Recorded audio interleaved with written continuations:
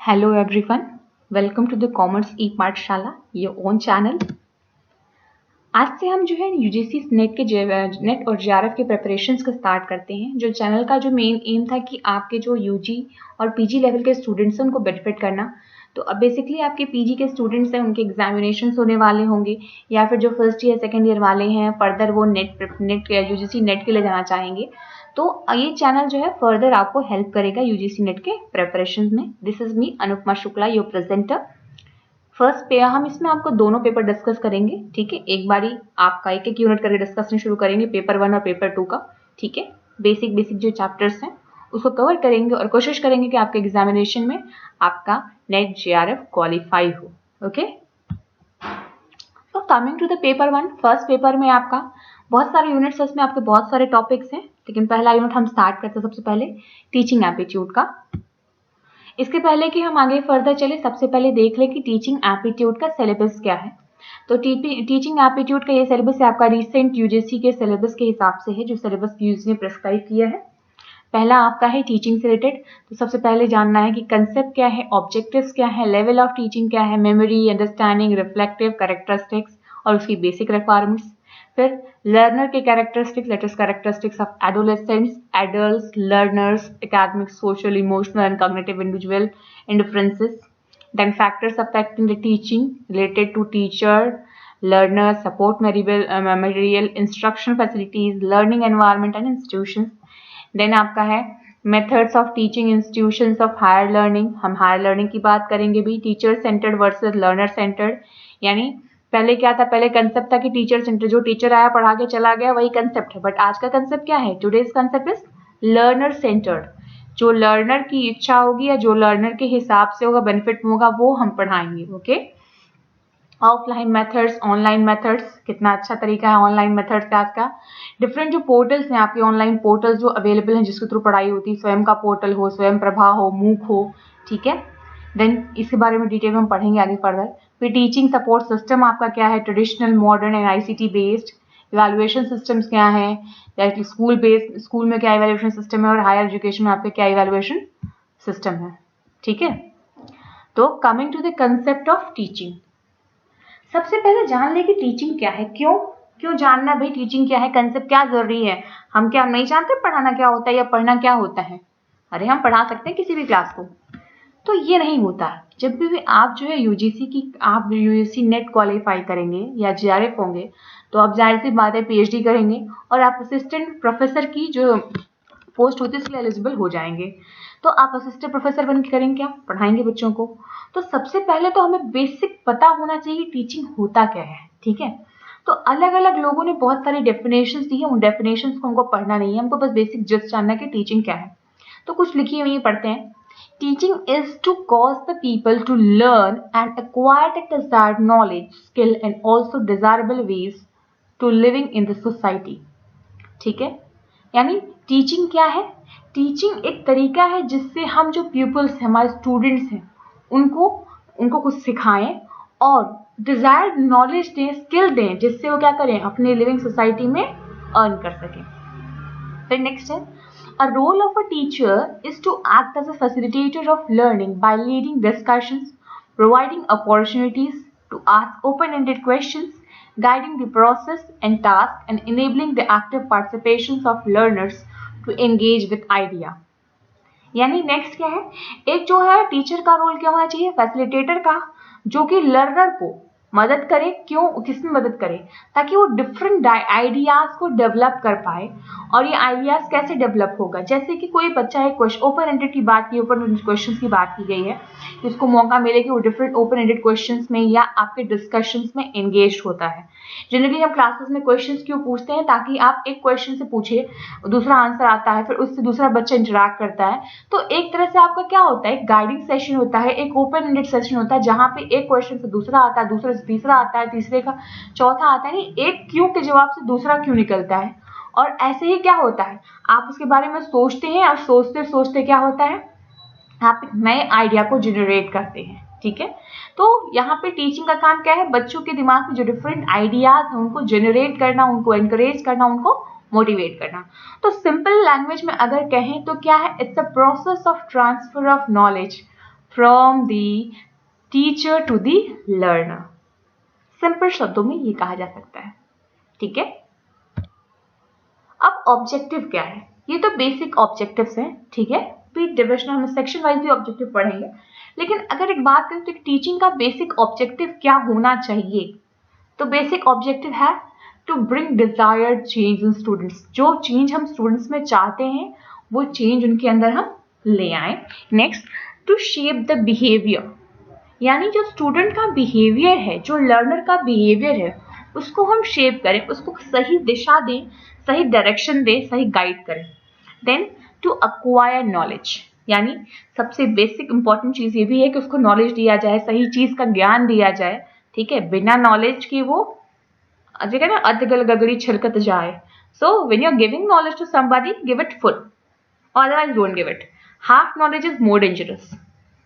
So to give him knowledge, then to improve the learning skills of students, उसको समझने की, उसको याद करने की, उसको पढ़ने की जो क्षमता है, या जो उसका जो समझने की चीज़ों को जानने की जो क्षमता है, उसको encourage किया जाए, उसके स्किल को डेवलप किया जाए। and to provide a social and efficient member of society, उसको पढ़ा करके, उसको नॉलेज दे करके, उसके बिहेवियर में चेंज ला करके उसको एक ऐसा स्टूडेंट बनाया जाए, ऐसा इंसान बनाया जाए जो कि सोसाइटी का एक इफेक्टिव और एफिशिएंट मेंबर है, जो सोसाइटी में कंट्रीब्यूट कर रहा है। ठीक है, ये ऑब्जेक्टिव्स आपके लिए इंपॉर्टेंट है। क्यों? क्योंकि ये क्वेश्चंस में दे देगा और कह देगा कि आप इसमें और 2-3 ऑप्शन और दे देगा जो कि रिलेटेड नहीं होगा, तो कह देगा बताओ इसमें से कौन सा टीचिंग का ऑब्जेक्टिव नहीं है या टीचिंग का ऑब्जेक्टिव है। ठीक है, तो बड़े ध्यान से इसको सिंपली पढ़ लीजिएगा। अब हम एजुकेशनल ऑब्जेक्टिव्स की बात करें तो हमारा जो एजुकेशनल ऑब्जेक्टिव्स है, इसको क्या किया गया है, इसको कई लोगों ने डिवाइड कर रखा है। ठीक है, तो इसका सबसे पहले जो बेसिक डिवीजन होता है वो 3 लेवल पे होता है, नॉलेज के लेवल पे, अंडरस्टैंडिंग के लेवल पे और एप्लीकेशन लेवल पे। हम कोई चीज़ पढ़ते हैं, कोई चीज़ सुनते हैं, तो सबसे पहले क्या होता है, हम उसके बारे में नॉलेज एक्वायर करते हैं। देन उसके लिए हमारी अंडरस्टैंडिंग डेवलप होती है, उसके बारे में सोचते हैं, समझते हैं, अच्छा ये ऐसे था, मैडम ने ऐसे बताया था, अच्छा अच्छे। फिर जब फर्दर लाइफ में आता है तो हम क्या करते हैं, उसको अप्लाई करने की कोशिश करते हैं। करते कि नहीं करते? ठीक है, जनरली जैसे मान लो मैंने क्लास में कभी आपने जब फिजिक्स पढ़ा होगा, ठीक है, तो फिजिक्स क्यों, हम कॉमर्स की एग्जाम्पल लेते हैं, कॉमर्स की कोई चीज़ लेते हैं, जैसे कि क्या लिया जाए, हाँ बैंक का बताते हैं। ठीक है, आपको मैंने कॉलेज में बताया कि बैंक एटीएम कैसे यूज किया जाता है, पढ़ाते हुए बताया कि एटीएम जो है वो एटीएम जाते हैं, एटीएम मशीन में कार्ड एंटर करते हैं तो पैसा मिल जाता है। ठीक है, पैसा निकलता है उसमें से। अब आपने सुन तो लिया, आपको नॉलेज मिल गई। ठीक है, अब आपने सोचा कि हाँ एटीएम मशीन है, ऐसे डालेंगे तो ऐसे पैसा निकल जाएगा, मैडम ने इसे समझाया था, आपने उसको अंदर विजुअलाइज करने की कोशिश करी।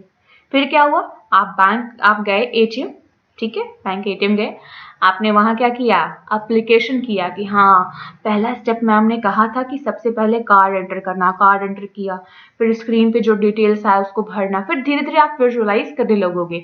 यानी जब आपने जो मेरे द्वारा दी गई नॉलेज थी उसको समझ करके और अप्लाई किया अपने एक्चुअल रियल लाइफ में, देन वो क्या हो गया आपका एप्लीकेशन।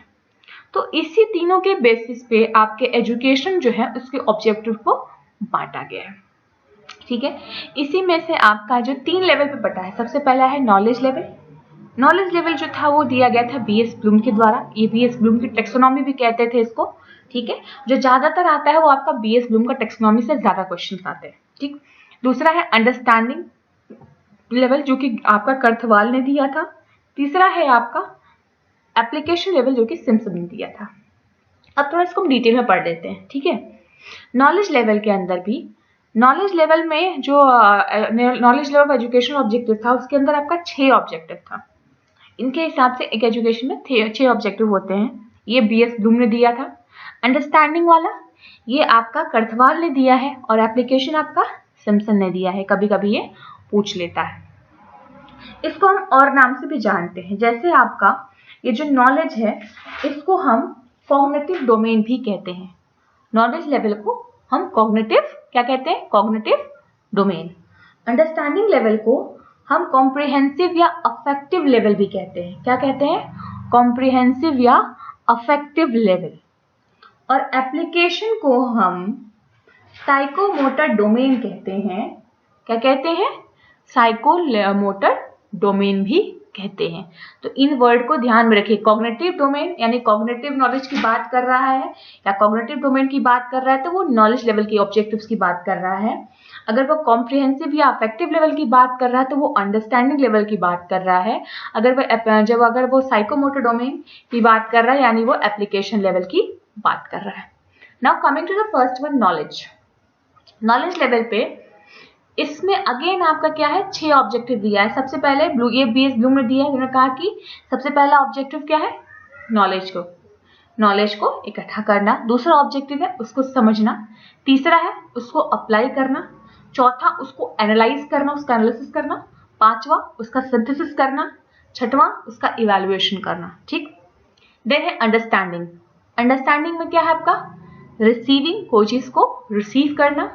दूसरा हो गया उसको रिस्पॉन्स करना। तीसरा हो गया वैल्यूएट करना। चौथा हो गया ऑर्गेनाइज करना। पांचवा हो गया कैरेक्टराइजेशन यानी उसका कैरेक्टर फाइंड आउट करना, क्या उसके कैरेक्टर्स हैं, फीचर्स हैं। ठीक है। अंडरस्टैंडिंग में तो ये तो करते हैं ना, कोई चीज समझने के लिए क्या करते हो? कोई चीज आपको समझना है तो क्या करोगे? आप उसको कोई चीज रिसीव करोगे ना।